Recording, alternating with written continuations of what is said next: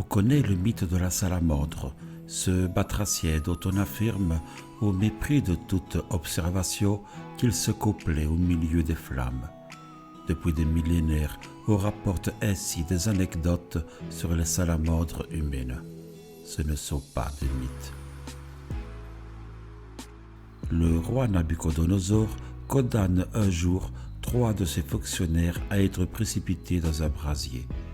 À la stupéfaction générale, les 3 hommes sortent indemnes des flammes sans même que leurs vêtements aient brûlé. Pourtant, la chaleur du bûcher avait tué quelques-uns des soldats qui poussaient les 3 salamandres dans le feu. Le texte de la Bible est formel. Les princes, gouverneurs et capitaines du roi et tous ceux qui étaient témoins constatèrent que le feu n'avait aucun pouvoir sur ces hommes et qu'il ne brûla ni un seul cheveu de leur tête ni leurs vêtements, et la fumée des brasiers ne les accommodait même pas. Dans l'Antiquité gréco-latine, Platon et Virgile rapportent avec d'autres écrivains des récits d'humains qui marchent impunément sur des charbons ardents. Au IIIe siècle, Porphyre consacre à ce phénomène une étude complète et objective. Il le place sur le même plan que la divination, l'évocation des esprits ou les états de transe. Il remarque qu'en état de possession, certains médiums peuvent ne ressentir aucune douleur, ni même avoir la moindre trace de brûlure. Les annales de l'Église primitive et médiévale sont pleines de relations de phénomènes aussi étranges que la lévitation, les guérisons miraculeuses ou les téléportations. On y trouve, bien entendu, plusieurs témoignages d'insensibilité au feu. Si tous ne sont pas considérés comme fiables, certains d'entre eux résistent à un examen critique rigoureux. La coutume du jugement de Dieu date du Moyen Âge.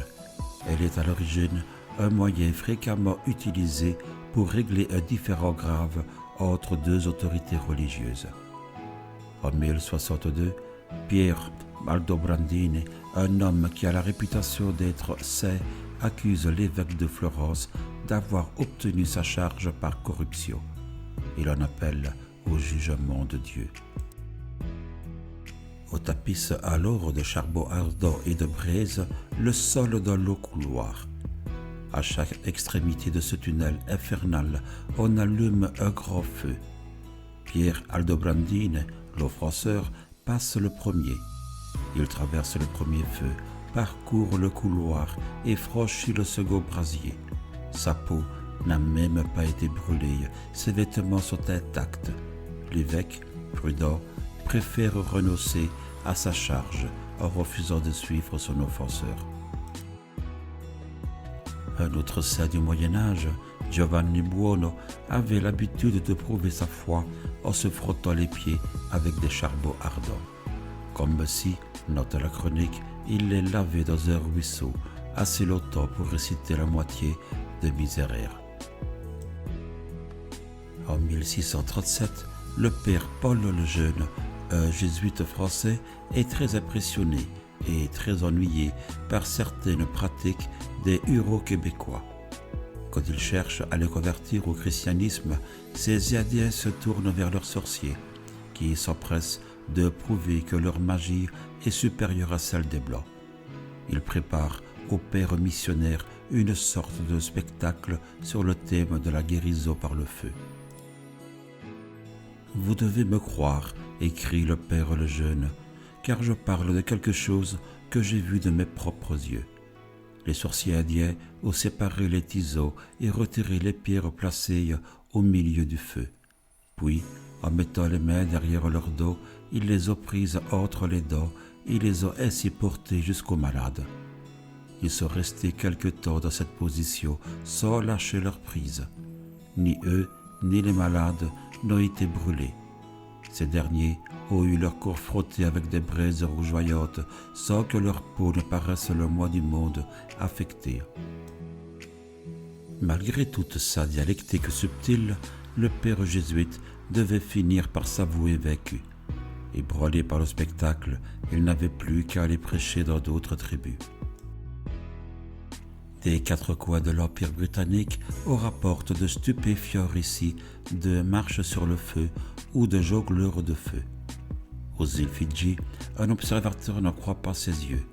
Les indigènes sont en train de danser sur des pierres chauffées à blanc, à l'intérieur d'une grande fosse. Ils sont nus, à peine chaussés d'une sorte de semelle faite de fougères.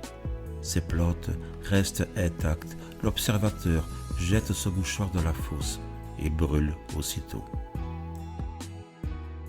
Aux États-Unis, en 1871, le New York Herald relate les exploits d'un forgeron du Maryland, Nathan Cooker.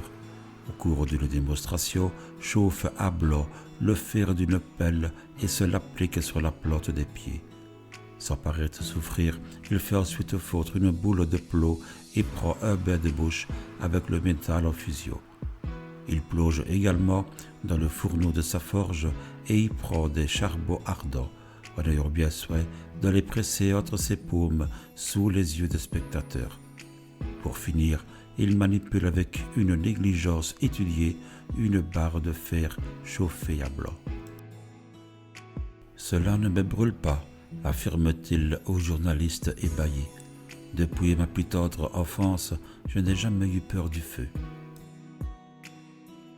Toujours aux États-Unis, en 1927, le docteur K.R. Wissen de New York découvrira dans les montagnes du Tennessee un jeune garçon capable de prendre des charbons à pleine main et de n'en ressentir ni brûlure ni douleur. Le jeune garçon considérait son dos comme tout à fait normal. L'exploration du Tibet apporte de nouvelles surprises aux Européens. Ils y découvrent des moines capables de rester immobiles sans souffrance apparente au milieu de grands feux. Ces mêmes moines peuvent aussi rester des heures entières à peine vêtus d'une étoffe en plein air, alors que la température est très largement au-dessous de zéro. On pourrait ainsi multiplier les exemples passés de gens insensibles aux effets du feu. À ceux qui pourraient douter du sérieux et de la rigueur de ces témoignages, on se contentera d'opposer les témoignages actuels, irréfutables, de marche sur le feu ou de manipulation de charbon ardent. Ces témoignages contemporains ne manquent pas.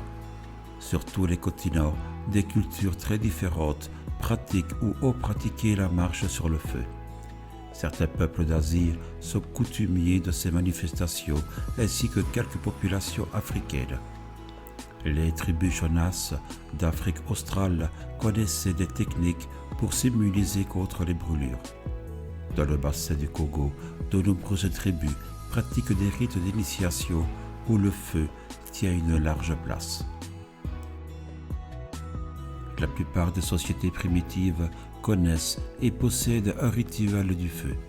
D'où vient-il ?